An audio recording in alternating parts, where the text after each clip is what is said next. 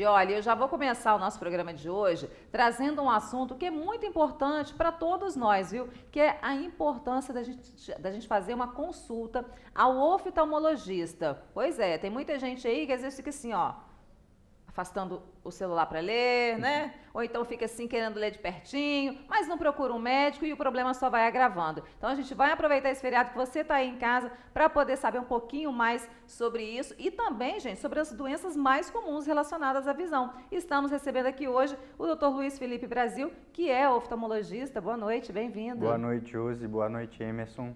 Obrigado pelo convite aí, tá? Acho um assunto muito importante da gente estar falando aí para todo mundo, para a população de Guarapari.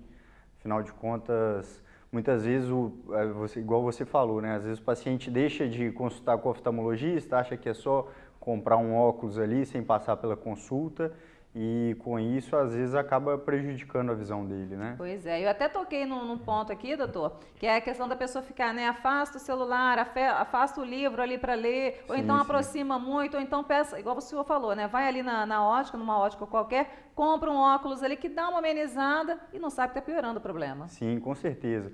Uma das coisas mais importantes da consulta oftalmológica não é só a questão da gente estar avaliando o grau do óculos do paciente, mas a gente vai estar avaliando a saúde do olho como um todo, né? A gente vai conseguir estar detectando doenças previamente, né, com mais precoce, e com isso a gente fazendo o tratamento correto, fazendo o tratamento na hora certa, a gente pode evitar com que ele leve a prejuízos mais sérios na visão, que muitas vezes podem ser irreversíveis, né? Com certeza. E eu toquei no assunto do celular aqui, esse é um ponto também importante da gente debater, porque o senhor estava comentando comigo fora, né, do ar, que aumentou muito o número, principalmente de crianças e adolescentes com miopia. Sim, sim, com certeza.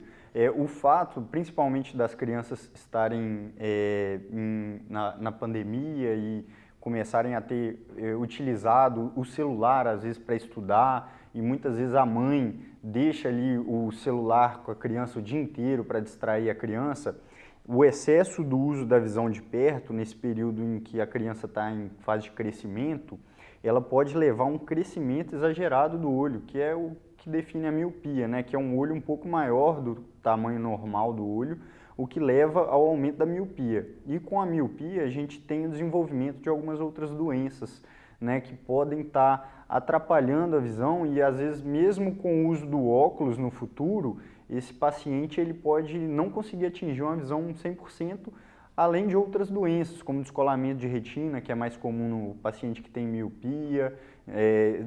Daí a importância da gente estar indo na consulta, às vezes precisa de fazer um exame complementar, um exame extra, consulta oftalmológica, um mapeamento de retina, para estar detectando alguns problemas que podem surgir. Agora, não só as crianças ficaram mais tempo no celular, como os adultos também, né? Sim, com certeza. Para os adultos também essa questão do uso contínuo ali do celular, né? Cada vez mais vidrado ali na telinha. Isso também pode prejudicar, principalmente as pessoas que já têm a miopia? Sim, sim. O aumento da miopia, ele pode ocorrer no adulto, mas é mais comum na criança, justamente por esse período de desenvolvimento, de crescimento ainda da criança, no qual o olho dele ainda está suscetível a um crescimento, sabe? Ele já tem uma tendência de crescer com o uso excessivo do celular, da visão de perto, ele pode crescer mais ainda do que o normal. Então a gente pede para as mães, né, para sempre que puder, falar com a criança, fiscalizar ela, ó, vai mexer no celular, mas a gente limitar o período de uso durante o dia, né? Colocar lá, estabelecer, vai usar 2, 3 horas por dia o celular, e incentivar a criança a fazer atividades externas, andar de bicicleta, ir na rua, brincar com os amigos. Ser criança de verdade, Exatamente. Né? Pois é. Agora eu queria até que o senhor tirasse uma curiosidade minha. Geralmente as pessoas que têm a miopia têm também o astigmatismo. Sim. Né? Qual a diferença de um e outro? E por que os dois geralmente estão associados? Nem sempre está associado. O astigmatismo ele vai principalmente do formato da córnea, que é a parte anterior do olho. Principalmente pessoa que coça muito o olho, vai deformando a córnea, vai como se fosse amassando ela e ela perde o formato correto dela e gera o astigmatismo. Já a miopia é em questão do tamanho do olho. A parte anterior até a posterior, geralmente o míope ele tem um olho um pouquinho maior do que o normal. que é diferente da hipermetropia, que é um outro tipo de grau, que já é o grau que é mais comum depois dos 40 anos, né? Que a gente brinca com o paciente que vai ficando com o braço curto, né? E quem chega nos 40 e que já fica lá com os 3, com a miopia, o astigmatismo e a hipermetrofia. Exatamente. Quando a gente começa a perceber uma dificuldade de enxergar para perto, né? E aí a gente precisa do óculos para leitura.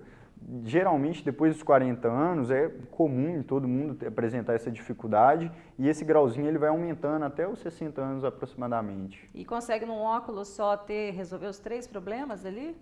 Um óculos só consegue. A gente faz o óculos multifocal para o paciente, né? No qual é um óculos que ele vai aumentando o grau conforme vai descendo a lente. Então é aquele óculos que às vezes o paciente faz e tem uma certa dificuldade de adaptar no início, né? Ele faz o óculos, acha que está pisando alto, que está enxergando uns buracos, e aos poucos ele vai adaptando. É um óculos um pouco mais difícil de adaptar, mas que, no geral, principalmente pacientes que têm graus de astigmatismo um pouco mais alto, ele consegue adaptar com facilidade. Consegue adaptar, né? Que bom, porque ó, eu tô chegando aí nessa fase. Agora vamos falar sobre um outro problema que também é muito comum, que é a questão da catarata, e que ela é um pouco mais perigosa, né? Sim, a catarata é a principal causa de cegueira reversível no mundo. Ela faz parte do envelhecimento, tá? O que é a catarata? Dentro do nosso olho, a gente tem essa lente que é chamada de cristalino, tá? Todo mundo tem essa lente dentro do olho. Ela fica aqui na parte anterior do olho, atrás do coloridinho do olho, dentro do buraquinho do olho. Com o passar dos anos, ela vai ficando mais embaçada, mais amarelada, mais opaca. Com isso, a dificuldade de enxergar. A gente fazendo uma associação do nosso olho como se fosse uma câmera de filmar, né? Uma câmera filmadora ou uma máquina fotográfica. A parte anterior do nosso olho seria a lente da câmera e a parte posterior do nosso olho, eu costumo falar que antigamente tinha um filme da máquina, né? É como se fosse o filme da máquina e a retina. Sim. Então, nessa parte anterior do nosso olho, é como se a lente da máquina fotográfica, com o passar do tempo, ela fosse ficando sujinha. E aí, o que a gente faz com a máquina que a lente ficou suja? A gente troca. A mesma coisa com a catarata. A gente tem que remover ela e substituir por uma lente intraocular, que a gente chama, que é uma lentezinha que fica dentro do nosso olho, que ela é transparente e vai facilitar a visão do paciente. Muitas vezes a gente consegue, às vezes, até retirar o grau do óculos do paciente com a cirurgia. Isso que eu ia falar, né, sobre essas cirurgias que são feitas agora, que não só da catarata, mas tem vários outros problemas relacionados à visão que a gente consegue resolver com a cirurgia e talvez até zerar. Sim, sim, com certeza. Hoje, o Conselho Brasileiro de Oftalmologia, ele já inclusive recomenda, após os 55 anos, a cirurgia com pacientes que têm altos graus, para a gente tirar a catarata e tirar junto o grau do óculos do paciente. Então, hoje, cada vez mais, a gente tem tentado fazer essa cirurgia com um paciente mais jovem, porque a cirurgia ela é menos agressiva, ela é mais precisa, mais rápida, a recuperação ela é melhor e a gente acaba tendo duas vantagens na cirurgia. Tira a catarata, fica livre dela e fica livre do óculos muitas vezes. É muito difícil a gente alcançar o 0 graus através dessa cirurgia. O paciente não fica com 0 graus, porém ele tem uma independência maior do óculos, principalmente aqueles pacientes que têm altos graus, mais 3, mais 4 graus, graus mais altos, que o paciente é altamente dependente do óculos, ele já acorda, coloca o óculos no rosto, só tira o óculos para dormir, a gente consegue deixar esse paciente mais independente, mas não livre totalmente do óculos. Mas então a pessoa não precisa ter medo da cirurgia, né? Porque muita gente tem medo de fazer cirurgia e de repente tem um problema maior na visão ou até perder a visão, né? Sim, sim, com certeza. Antigamente, a cirurgia de catarata ela é uma cirurgia nova, principalmente a técnica como a gente utiliza hoje, que é chamada de facoemulsificação, tá? É uma cirurgia nova que tem aproximadamente 30, 20 anos aí de experiência na medicina, né? Então, antigamente a gente ainda ouve falar, né? Muito paciente chega no meu consultório, na minha clínica com dúvida, fala assim, não, doutor, que eu conheço tal pessoa que ficou cego depois da cirurgia, ou que a visão ficou pior, porque antigamente cirurgia ainda era uma coisa muito nova. A técnica ela evoluiu muito nesses anos e hoje ela é uma das cirurgias mais seguras que tem na medicina. Há o risco dela é muito, muito baixo. Bom, e a gente tem um outro assunto aqui também que deve ser falado, que é muito importante, que é a questão do glaucoma. E eu vou começar pedindo para o senhor explicar o que é o glaucoma, para muita gente que não sabe. Sim, o glaucoma ele é causado pela pressão alta dentro do olho. Como especificação, ela é uma doença neurodegenerativa, ou seja, ela ataca o nervo que a gente tem dentro do olho responsável por fazer a gente enxergar, que é chamado de nervo óptico, que fica aqui na parte posterior do olho. O paciente que tem pressão alta no olho, ele tem glaucoma? Não necessariamente. Existe o paciente que tem só a pressão alta dentro do olho e existe o paciente que tem a pressão alta dentro do olho e o glaucoma, e existe o paciente também que tem o glaucoma sem ter pressão alta dentro do olho. É fácil identificar? Sim, ele é fácil de identificar numa consulta. Geralmente na consulta a gente suspeita do glaucoma, porém para confirmar a gente precisa de alguns exames complementares, como campo visual, tomografia do nervo óptico, que a gente vai estar confirmando ou descartando o glaucoma, porque muitas vezes o paciente, quando ele entra no meu consultório, é até uma dúvida frequente, eu falo, olha, se eu tenho suspeita de glaucoma, vamos fazer alguns exames para tirar a dúvida. O paciente já fica assustado. Sim. Mas é até importante a gente falar sobre isso, porque muitas das vezes o paciente passa pelos exames, mas mantém só a suspeita. Ou seja, a gente precisa de manter o acompanhamento, mas não necessariamente a gente fecha o diagnóstico do glaucoma. Certo. Porque são avaliadas algumas características do nervo do olho, bem como a pressão do olho, para a gente estar entrando nessa dúvida aí diagnóstica se é ou não é o glaucoma. Entendi. E a gente tem aqui também mitos e verdades sobre o glaucoma, né, meu parceiro? Exatamente. No Google, se você digitar lá glaucoma, aparece várias informações, né? Hoje em dia o Google passa tanta informação pra gente, só que o que é verdade e o que é mentira? Hoje estamos com um especialista aqui, vamos aproveitar então, tirar algumas dúvidas. O que aparece lá no Google se você jogar glaucoma? O doutor vai responder pra gente. Olha lá, o glaucoma primeira, a mais famosa que aparece lá, que é que pode cegar. Sim, é verdade. O glaucoma ele pode levar à cegueira, não só como pode levar à cegueira, como ela é a principal causa de cegueira irreversível no mundo. Nossa, irreversível. Irreversível. Diferente da catarata, que é uma Sim. cegueira reversível, muitas vezes chega o paciente lá com catarata, com muita dificuldade de enxergar, faz a cirurgia, às vezes volta ao normal, muitas das vezes. O glaucoma, quando ele chega com uma pressão muito alta ou um glaucoma que poderia ter sido detectado previamente, a gente tratar ele e ele viver a vida normal, às vezes ele chega na consulta muito tarde, com glaucoma muito avançado, e às vezes a gente não consegue tratar mais. Isso quer dizer então que se a pessoa identifica o glaucoma no início, ela fica praticamente livre da cegueira. Exatamente, por isso que eu falo, a importância da gente ir na consulta fazer oftalmológica, o diagnóstico precoce, né? fazer o diagnóstico precoce, a gente conseguir, por isso que eu falo assim, o paciente, ele não vai na consulta, não é só a gente olhar o grau do óculos, é a gente avaliar a saúde dele no geral do olho dele, sabe? Qual que é o grande problema do glaucoma? O paciente, ele vai perdendo a visão aos poucos, o campo visual. O que é o campo visual? Eu olho para você, mas eu enxergo várias coisas ao redor. Você vê o todo, né? Exatamente. O paciente do glaucoma, ele vai fechando a visão aos poucos. Muitas vezes o paciente chega no consultório, a visão dele central, ela é 100%. Porém, a periférica já está bem prejudicada. Nossa. Principalmente quando ele deixa avançar muito a doença, sabe? Certo. Tem mais algum, Emerson? Vamos para a próxima? Pessoas mais velhas têm maior probabilidade de desenvolver glaucoma. Sim, mais uma verdade. O glaucoma, após 60, 70 anos, a probabilidade de ser desenvolvida a doença ela é muito maior mesmo. Olha lá, tem mais também pra gente. Quem enxerga bem não tem glaucoma. Tá aí o que eu acabei de falar.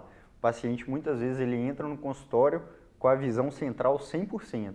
Porém, o campo de visão dele está prejudicado, que a gente chama, às vezes, de visão tubular. É como se ele estivesse enxergando através de um tubo, de um canudinho. Enxerga super bem o centro, mas não vê o entorno, a periferia está prejudicada. Qual que é o problema disso? Isso daí não acontece da noite para o dia.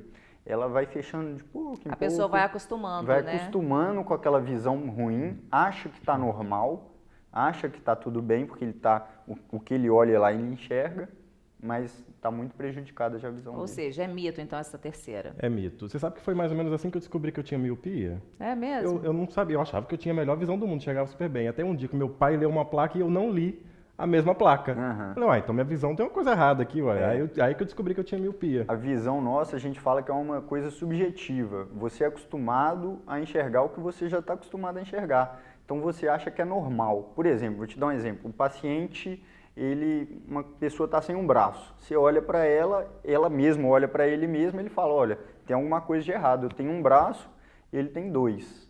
Então tem alguma coisa de errado. Vou procurar um médico, por exemplo, né, nessa situação.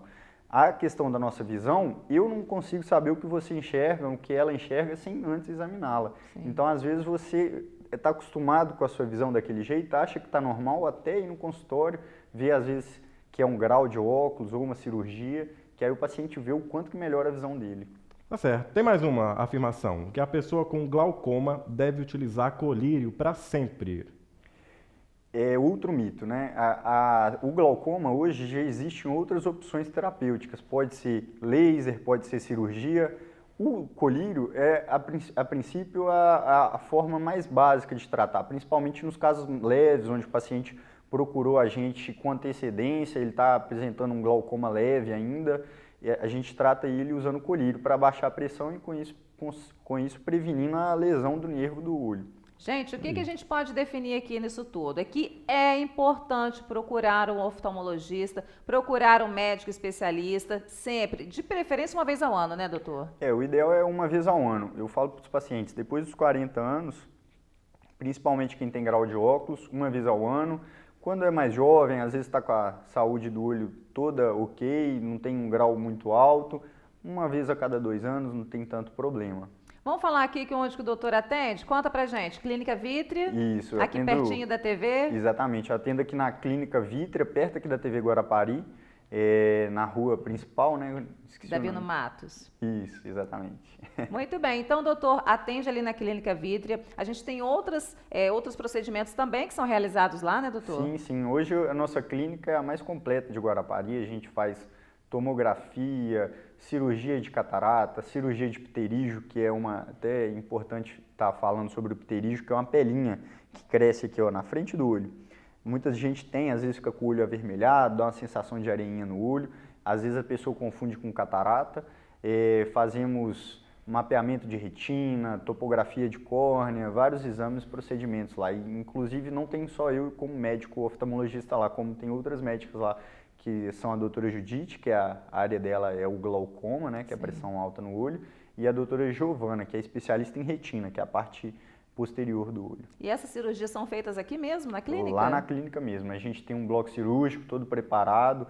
Nos dias de cirurgia tem um anestesista que dá um remedinho para o paciente ficar mais calmo lá durante a cirurgia. É bem bacana, a equipe muito boa lá, todo mundo é bem tratado.